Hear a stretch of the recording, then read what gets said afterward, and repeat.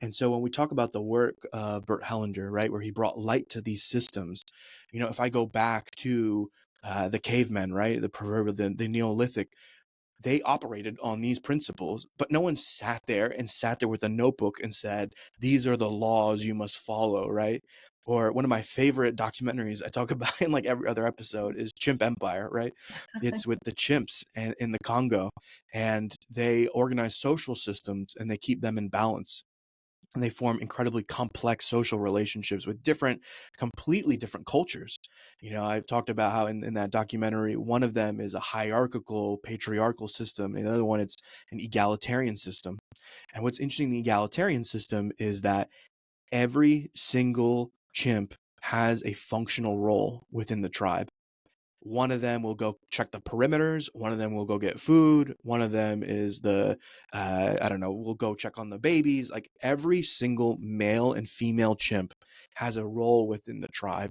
They all have a job to do. They all belong and they work together. And even when they go into war with the other tribe, they fight side by side. Everyone has a clear role. It's a very prosperous and internally harmonic. It's peaceful on the inside, but they do go to war on the outside. But it's like there's a lot of harmony inside. And when the young teenager starts to act up, all the males get together to teach him a lesson of like, actually, this is your role, this is your position. In the hierarchical system, they actually don't all have positions, they don't have roles, so they're all fighting for this scarcity of roles. They think there's one position, the alpha, and so they're all constantly fighting and killing each other. And there's so much inner discord for this one position that when they do go to war, it crumbles. They lose every time because the males are killing each other inside the tribe.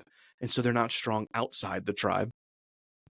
And so there's these principles. If I can't sit here and say the chimps, I would write them like clay tablets, the code of Hammurabi. I will write them principles of relating, principles of success. They know them internally. They practice them internally. They try to find a balance internally. We have these within us. When we ignore them, as Mazen said, when it becomes inorganic, then an imbalance occurs and the system will try to correct itself. And so with that, there are many principles of success. In a moment, I'm going to ask Krisanna to maybe speak to some of them to give some examples. But one, we cannot give all of them because there's different complexities.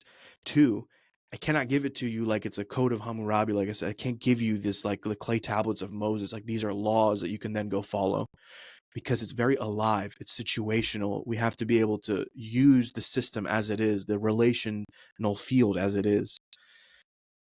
But there's something that operates within us that allows a flow to happen, allows a success to happen.